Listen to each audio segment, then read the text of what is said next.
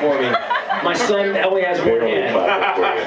It's all brought to you by Bud Light, Orchard Landing, Susquehanna Bank, Equipment Solutions, Jerry Chevrolet, Blue Dot Heating and Air Conditioning. Give the King a ring at King Discount Liquors, and Sid gave up some nice gift cards, $10,000 gift cards, I think, to Spencer and Flynn for coming out. Yeah, man. Hey, and I don't get to do radio with Spence very often, and I don't get to do radio with Flynn very often. So even though it's like a dark day, you know, here's my question, because it's a short segment. Again, I'm kind of loopy. You guys played on some teams that really sucked. I mean, some 4-12, 5-11 type teams. And you guys have also been on world championship teams. And you've been on mediocre teams. I mean, Spencer, I remember the time we beat you guys when you were a Dolphin that first year. Yeah, that was a kind of a team that probably wasn't good enough to win a Super Bowl, but good enough to make the playoffs.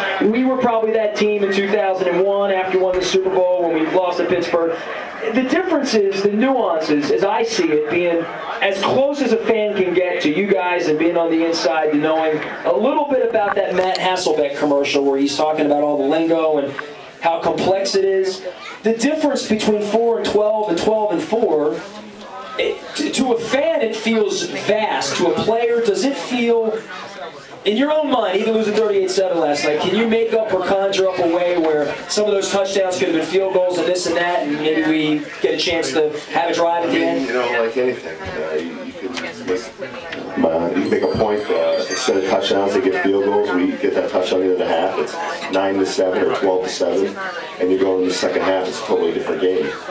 Or even just, you know, they didn't really move the ball. I mean, they were getting the ball on the 30-yard line, 27-yard line and scoring. It wasn't like they were moving 80 yards. But you're a fan, too. I mean, the difference between the Red Sox and the Orioles looks, feels, smells, tastes so unbelievably substantial. Maybe it does for the Patriots and, let's say, you know, the Dolphins or whatever. But that middle ground in the NFL between being 10-6 and 6-10 feels like a play. You know. Yeah, I mean, there's certain plays you see in the NFL all the time. You know, worst to first. Teams that are 5-11 next year, they're 14-2. It's a different league. You guys move around. Every team is different. But you feel in the locker room, right? Spence, that's what I'm getting at. You know, it's a few games, a few plays a game that can change the outcome of the game. It could be 4 or 5 plays. It could be, you know, winning. But those 4 or 5 plays mean you suck, not that you're mediocre. You know, that's in a baseball season. It's played out over long stretches. In the NBA, the NHL. I mean, you know, if you're a 380 percentage team in hockey, you suck. In the NFL, you had 2 breakdowns in your secondary in the fourth quarter. So you only have 16 games. Exactly. Well, you know, plus depending on your success early, you look at the Detroit. You know, how bad have they been for the longest time? They have some success early. Everybody in the room, in the locker room, has confidence. Tennessee right now, sure. You know, everybody's getting along. It's fun. And you guys know what that feels like.